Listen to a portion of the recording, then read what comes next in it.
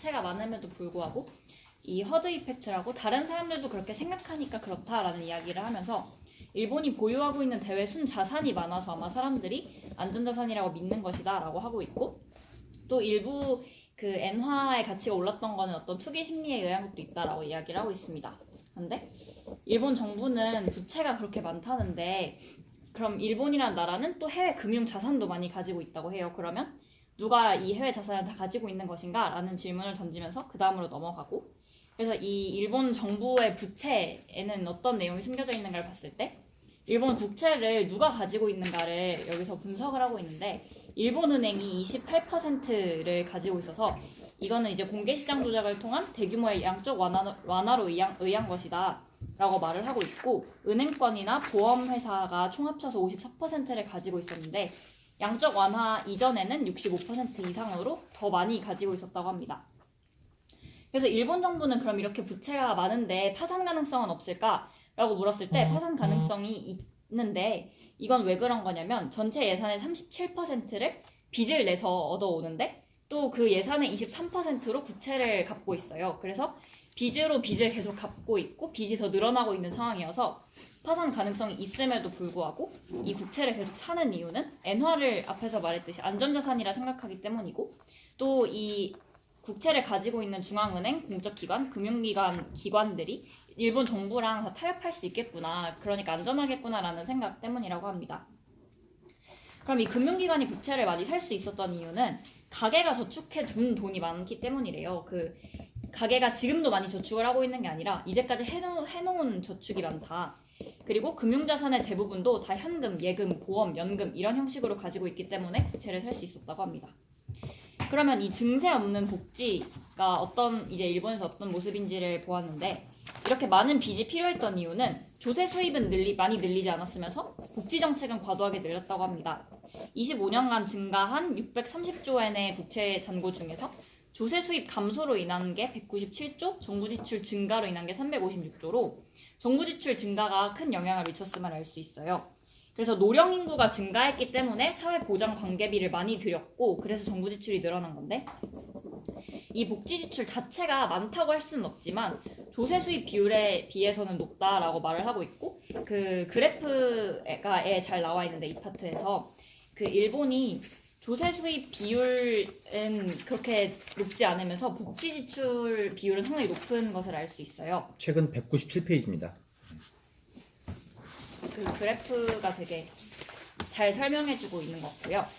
그리고 복지제도 확충을 했을 때 이 글쓴이가 보기에 장애인 복지제도 같은 것들은 정말 잘 돼 있어서 복지를 늘린 게 긍정적이었다고 평가할 수 있지만, 치명적인 실수는 노령화와 세수가 감소할 것을 생각하지 못하고 연금제도를 만들었고, 그래서 이 연금제도를 위해서 계속 소비세율을 인상할 수밖에 없었다고 합니다. 그런데 결국 증세도 좋지 않고 부채가 증가하는 것도 좋지 않아요. 그 증세를 하게 되면 소비나 투자가 위축되기 때문에 경제 타격이 있고, 그리고 부채가 또 증가하면 국채 자체에 대한 신뢰가 낮아지기 때문에 국채 금리나 신규 발행 국채의 약정 금리가 또 오르게 되고, 그럼 정부가 금리가 다 올랐기 때문에 돈을 갚을 수 없는 사태에 빠질 수도 있습니다. 그런데 증세가 불가피한데 어쨌든 많이 필요하니까 증세보다 성장이 먼저라는 주장 때문에 소비세율 인상이 미뤄진 케이스가 이제 그 뒤에 더 나옵니다. 그래서 증세가 먼저냐 성장이 먼저냐라는 질문을 했을 때 일본은 성장을 선택을 하고 있는 상황이에요, 지금으로서는. 그래서 재정 건전화를 하면서 지지율을 잃었던 역사가 있는데, 이런 뭐 타케시타 내각에서도 소비세를 올렸더니 갑자기 도입을 했더니 지지율이 떨어지고, 하시모토 내각에서는 또 재정 건전화를 하겠다고 했다가 소비세율이 증가를 하니까 소비나 투자가 위축되고 경기가 냉각되고, 그럼 결국에는 이게 또 조세 수입을 감소시키는 결과를 낳기 때문에 또 반응이 안 좋았고, 고이즈미 내각에서도 재정 건전화를 하겠다라고 했는데 세입이 또 결국에는 경기 악화로 줄어드니까 재정 건전화를 포기했어요.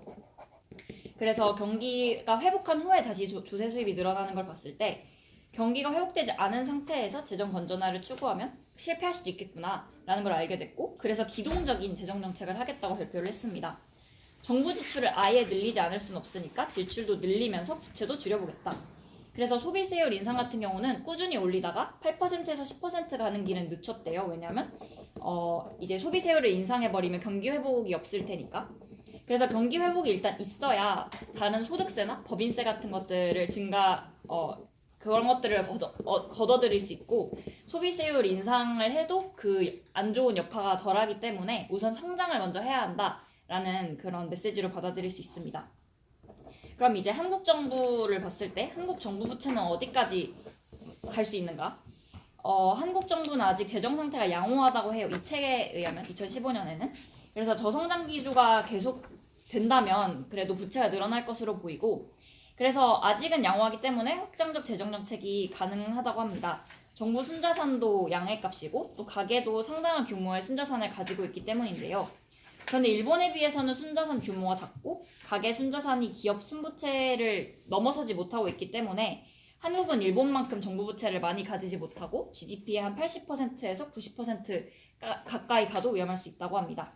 그래서 그 다음 질문으로 이제 양적 완화의 목표는 무엇일까? 그리고 한국은행도 이런 양적 완화를 고려할 수 있을까라는 질문을 던지면서 다음 이제 6장과 연결고리를 만들고 있습니다. 네, 이상입니다.